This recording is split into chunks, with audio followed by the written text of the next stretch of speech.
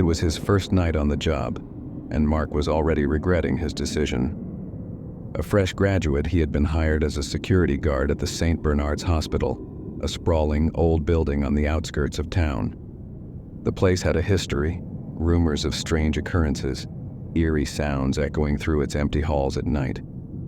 But Mark had heard it all before. It was just the fear-mongering of people who didn't understand hospitals, he told himself. As the clock struck midnight, the sounds of the bustling daytime staff faded into the background, leaving behind an unsettling quiet. The fluorescent lights above buzzed and flickered sporadically, casting strange shadows along the hospital's long corridors. Mark, seated at the security desk, adjusted his cap and settled into the routine, watching security cameras, checking the main doors, and walking the empty halls every few hours. Simple enough, right? But as the night wore on, Mark began to feel an unease that he couldn't shake. The air grew thick with tension, as if the building itself was holding its breath. He heard the occasional creaking of the walls, but that was normal in such an old structure, wasn't it? His shift passed slowly, the clock moving like molasses. He made his rounds, checking the floors, ensuring all doors were locked, all windows secured.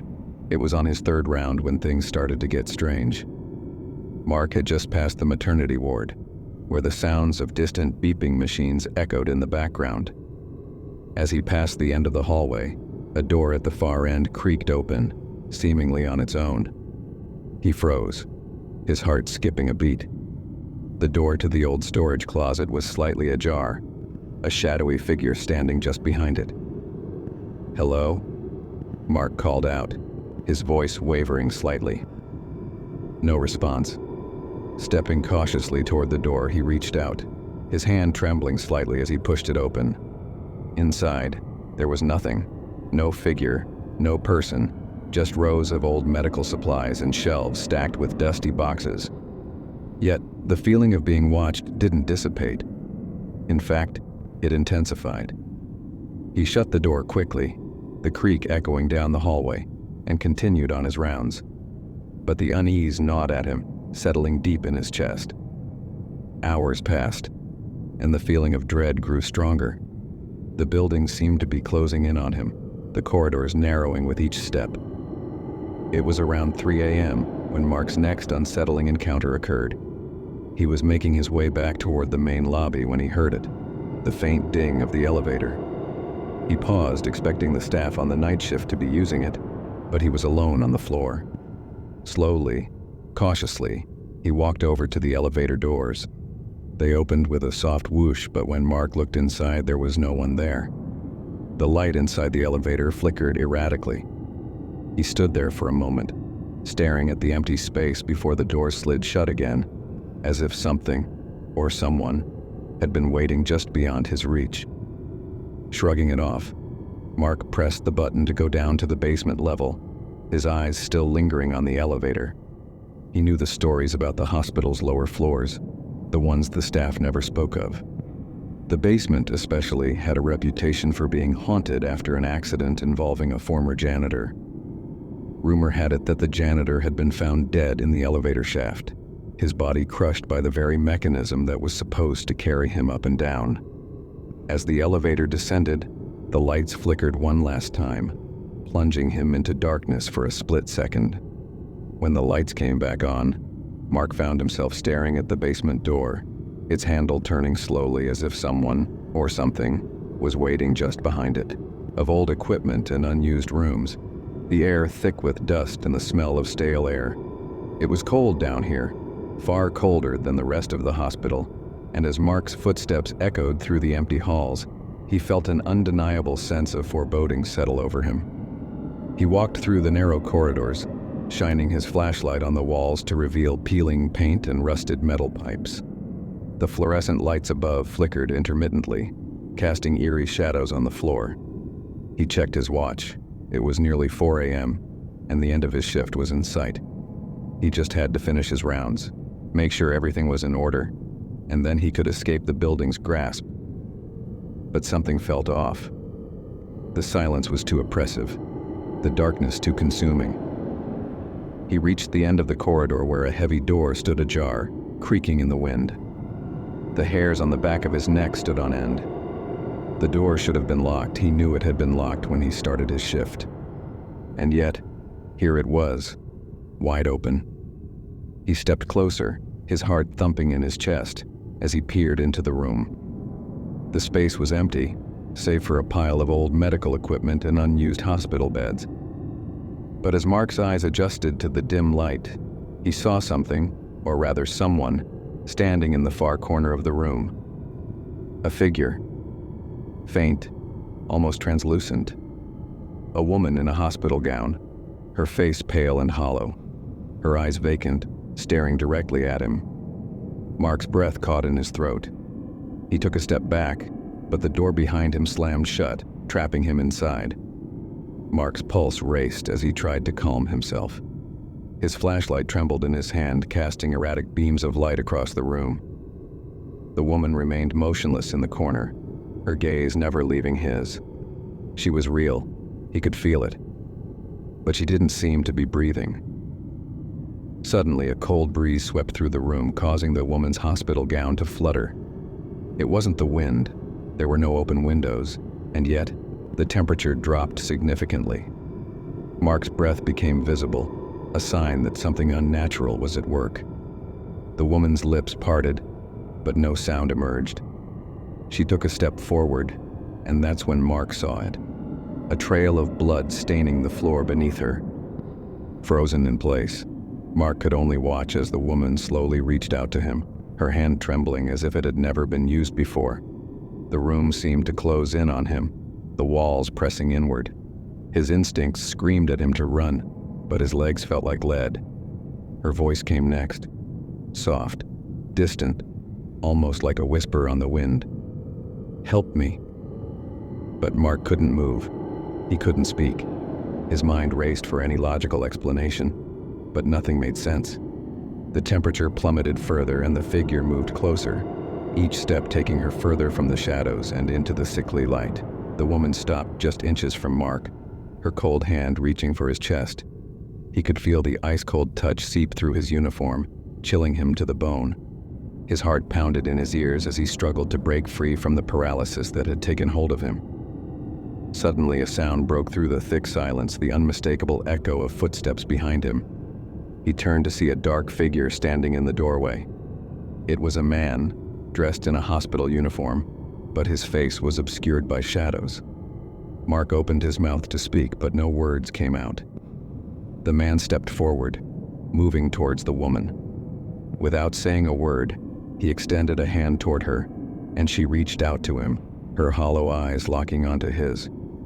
A moment passed in silence, and then, to Mark's shock, the woman's figure seemed to dissolve, evaporating like mist in the air.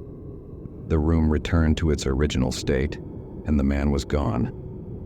Mark was left standing in the middle of the room, his heart racing, drenched in sweat. He staggered backward, trying to comprehend what he had just witnessed. The whispers began again, faint at first, but growing louder, filling the air around him. As the night dragged on, Mark could no longer distinguish between reality and nightmare. The eerie whispering echoed in his mind, and he was sure the ghostly woman wasn't the only spirit roaming these halls.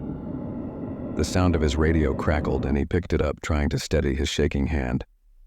"Mark, you good down there? You there?" The voice of his co-worker, Sarah, came through, pulling him from his trance. Mark blinked and wiped the sweat from his brow. He had to leave. Now he bolted for the exit, the oppressive air lifting the closer he got to the front doors. As he stepped outside, he looked up at the hospital, the towering building now more menacing than ever before. The whispers still echoed in his ears, but he was free, for now. As he drove home, Mark couldn't shake the image of the woman's vacant eyes. The hospital was hiding something dark, something he was sure he would never understand. But one thing was clear: he would never work the night shift again.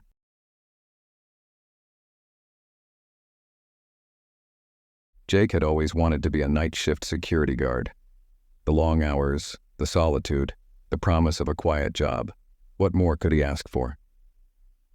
But on his first night at the Blackstone Industrial Complex, He realized this job might not be what he expected. Blackstone wasn't just any complex. Located on the edge of town, it housed abandoned warehouses and storage buildings, long deserted except for a few office workers who worked during the day. At night, the place was eerily quiet, with the only sounds being the hum of the wind against rusted metal and the occasional distant bang of machinery starting up somewhere in the dark. Jake's job was simple: patrol the premises, check security cameras, and make sure no one broke in. What could go wrong? He had spent a few months training, and this was going to be his first solo shift. He was prepared, at least he thought he was. It started harmlessly enough. The sun dipped below the horizon, and the massive complex seemed to fall into an unnatural stillness. Jake made his rounds, walking the long, echoing corridors of the aging buildings. He passed by rows of dusty machinery, the remnants of a once thriving operation that had long since ceased. The walls of the hallways seemed to groan and creak with age, but nothing seemed out of the ordinary. By midnight, Jake was already beginning to feel the effects of the quiet. The silence wrapped around him like a thick fog, and every footstep he made felt loud in the otherwise empty complex. He checked the security cameras. No one there. He had even set the alarm system for the main entrance. It was the same every night. No one came in, no one left. Just him, alone, in this massive, abandoned complex. As he walked past the north warehouse, a faint sound caught his attention. It was like a whisper, faint, but distinct. It came from inside the warehouse. He stopped, heart pounding. The noise didn't make sense. He was certain the building had been locked, and who could be inside? No one was supposed to be there at this hour. But the whisper was unmistakable, and it grew louder as he approached the warehouse doors. Jake's instinct told him to turn around and call it a night, but curiosity gnawed at him. He pulled out his flashlight, gripping it tightly, and pushed the door open with a creak. The light from his flashlight flickered as it cast shadows across the dark interior. The warehouse was empty, or so he thought. Then, he saw it. A shadow. A figure standing motionless in the far corner, just beyond the light's reach. Jake's heart skipped a beat. He froze, unable to move. The figure in the shadows was still, not even a twitch to give it away. He blinked, thinking he had imagined it. Maybe it was just the flickering light playing tricks on his eyes. He stepped forward cautiously, his breath shallow. "Hello? Is someone there?" His voice broke the silence, sending echoes across the vast space. No response. He stepped further into the room, the floor creaking under his weight. The shadow remained. He raised his flashlight, the beam cutting through the dark, revealing nothing. There was nothing there. Jake's mind raced. He was sure he had seen something, but now it was gone. He scanned the area around him. The entire warehouse was empty. No crates, no workers, just rows of decaying wooden beams and rusted metal beams. The faint whispering sound had stopped, replaced by an unnerving silence. He stood there for a moment, wondering if his mind was playing tricks on him. It had been a long night after all. Maybe he was just tired. Maybe it was nothing. But then, from the corner of his eye, he saw it again. The figure. It was standing closer now, not far from where Jake stood. It wasn't moving, but there was something deeply unsettling about it.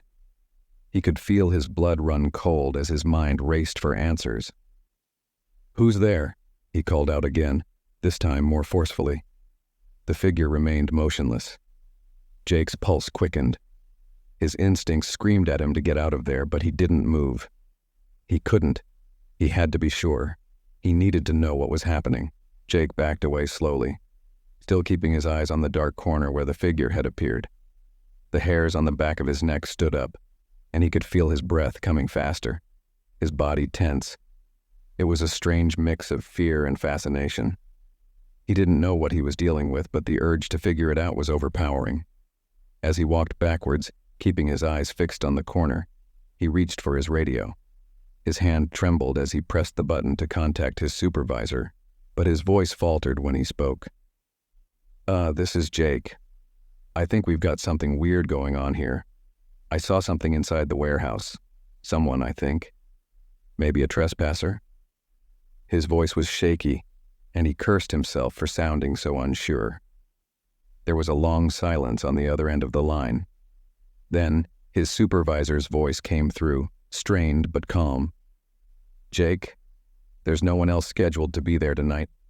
You're the only one on duty. It's probably nothing, just a trick of the light. Just get back to your rounds, all right?" Jake wasn't convinced. He glanced back toward the warehouse. The figure was gone, but the strange sensation in the air lingered. He hadn't imagined it. He knew what he had seen, but there was no way to explain it, no way to prove it. The rest of the night dragged on. Jake kept walking the perimeter, checking the cameras, walking the dark hallways. Each step felt heavier than the last. The eerie feeling lingered, a constant presence in the back of his mind. He kept his flashlight close, the beam trembling as he moved through the shadows. As the night wore on, things only grew stranger. Every time Jake thought he had shaken the feeling of being watched, it would return, stronger than before. The hairs on his neck would stand on end, and the air would feel thicker, more oppressive. The whispers would start again, faint but persistent, like a hum in the back of his mind. By the time 3 a.m. rolled around, Jake had seen enough to know that something wasn't right. He had heard strange noises, seen shadows move in places where they shouldn't have been. He had checked every security monitor, every corner of the building, but nothing showed up on the footage. The cameras were clear, but his eyes told him a different story. It was when he walked past the break room that the sensation hit him hardest. He felt it before he even entered the room. A heavy presence, something lurking in the dark. As he pushed open the door, the temperature seemed to drop, and the stale air hit his face like a cold slap. Jake froze in his tracks. There, in the corner of the break room, a figure stood. It was dressed in a faded hospital gown, its face obscured by shadows. The faint glow of the overhead light flickered, casting its eerie light across the room. Jake felt his chest tighten. The figure didn't move, didn't make a sound. It just stood there, its presence overwhelming. The room felt suffocating, and every instinct screamed for him to run. But before he could react, the figure suddenly vanished, dissolving into the shadows like it had never been there at all. It was then that Jake realized the terrifying truth. The thing he had seen, the shadowy figure that had appeared in the warehouse and now in the break room, it wasn't just some intruder. It wasn't even a living person. It was something much darker, something that had been lingering in the building long before he ever set foot inside. Jake tried to shake off the fear, but the dread gnawed at him, gnawing away his resolve.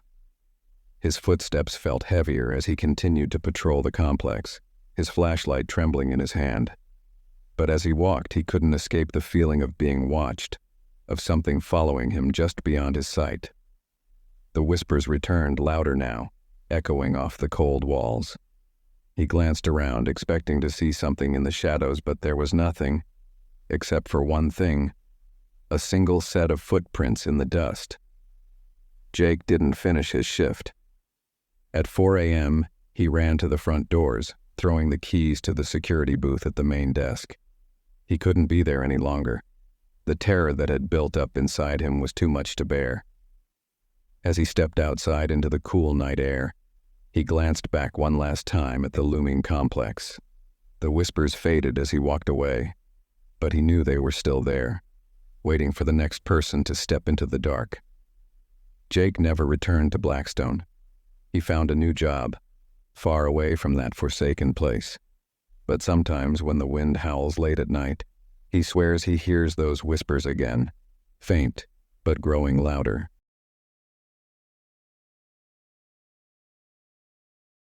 Elena had taken the job at Crescent Bay Office Complex for the night shift to help pay her way through college. The building was imposing by day, but at night, it transformed into a maze of empty hallways and darkened rooms. The soft glow of her desk lamp was a small comfort as she settled in for another long shift. Midway through her rounds, Elena decided to stop by the cafeteria. The large room, with its linoleum floors and rows of tables, echoed faintly with the hum of the vending machines. As she reached for a soda, she heard a faint tapping noise. Turning, she saw nothing but shadows cast by the pale moonlight filtering through the high windows. "Must be the pipes," she muttered, shaking off the unease. But the tapping continued, rhythmic and persistent. This time, it was joined by a whisper, low and unintelligible, like the rustle of paper. Elena's pulse quickened. She glanced around, scanning for anything out of place. In the far corner, a chair rocked ever so slightly, as if pushed by an unseen hand. The hair on the back of her neck stood up, and she took a step back, heart pounding. "Is someone there?" she called out, her voice cracking. The whispering ceased, and the silence that followed was suffocating. Determined to prove to herself that she wasn't just hearing things, Elena moved cautiously toward the corner where the chair had shifted. Each step seemed to stretch time, her breathing shallow. The silence was broken only by the sound of her own shoes on the polished floor. She reached the chair and found nothing unusual, just a forgotten notebook with scribbles on its cover. The tension eased slightly until she noticed the door to the storeroom nearby was slightly ajar. It had always been kept locked. Elena's fingers hesitated before she pushed the door open. The hinges groaned in protest, revealing shelves stacked high with cleaning supplies and old, disused equipment. A draft of cold air swept past her, carrying with it a faint, metallic smell. The overhead light flickered, casting sporadic flashes that illuminated the room like a strobe. Suddenly, something fell behind her. She spun around to see a mop had toppled over, but it wasn't the mop that made her stomach knot. It was the faint outline of footprints on the floor, leading out of the storeroom and vanishing into the hallway. Elena's hand shook as she reached for her walkie-talkie. "Tom, are you there? Something's not right on the second floor." Elena's hand shook as she reached for her walkie-talkie. "Tom, are you there? Something's not right on the second floor." Static crackled in response, punctuated by bursts of unintelligible noise. She strained to hear, leaning closer to the device. The static shifted into a voice, distant, almost childlike. "Come find me," it whispered. Elena dropped the walkie-talkie, its clatter echoing in the stillness. Her mind raced as she backed into the hallway, eyes darting to every shadow, every dark corner. The building seemed to breathe, the walls expanding and contracting with a rhythm that matched her heartbeat. She needed to find Tom, her fellow night shift guard, but his usual spot near the entrance was empty when she got there. The desk lamp was still on, casting long shadows across an abandoned chair. "Tom?" she called, voice shaking. Silence. As she turned to retrace her steps, Elena noticed something she hadn't before. One of the security monitors flickered, displaying a grainy black and white view of the main hallway. On the screen, a figure moved, a silhouette creeping down the corridor, stopping directly in front of the storeroom she had just left. "No, it's impossible," she whispered, eyes locked on the screen. The figure turned its head as if aware it was being watched, hollow eyes staring straight at the camera. Then it pointed toward the cafeteria. Elena's body froze, muscles locked with terror. A sound from behind snapped her out of it, a faint, metallic clang. She turned, the cafeteria now bathed in darkness except for the red glow of the vending machine. The whisper returned, but this time it was louder, clearer. "Come play." Adrenaline surged as Elena sprinted down the hallway, trying to ignore the echo of footsteps behind her. She burst into the stairwell and leaped down the steps two at a time, the whispers now intermingled with a deep, guttural laughter. As she reached the lobby, the exit doors stood just a few yards away, but they wouldn't open. She pulled desperately, her breath coming in ragged gasps. "Help! Someone help!" A hand gripped her shoulder and she spun around, expecting the worst. But it was Tom, eyes wide with confusion and fear. "What happened? I heard you shouting," he said. Before she could answer, the lights flickered, and the lobby was filled with the sound of footsteps, hundreds of them marching in sync. The whisper came again, this time from everywhere and nowhere. "Don't leave." Tom's expression shifted from concern to sheer panic as the main doors slowly closed behind them, locks clicking into place without any visible force. Elena pressed her back against the wall, eyes scanning for any sign of the figure she'd seen. The shadowy form appeared in the reflection of the glass doors, standing between them and the outside world. It raised an arm, pointing once more before dissolving into a swarm of black mist that seeped into the cracks of the building. Suddenly the whispers stopped. Silence fell like a heavy curtain, leaving only the sound of their breathing. The building seemed to exhale, the tension lifting slightly. Tom reached for Elena's hand, squeezing it tightly. "We're getting out of here," he whispered. They turned as one to face the emergency exit, their last chance at freedom. But before they could take a step, the walkie-talkie crackled to life on the floor, and a voice deep and familiar echoed through the empty space. "Not yet." The lights went out, leaving them in darkness once more, with only the sound of soft,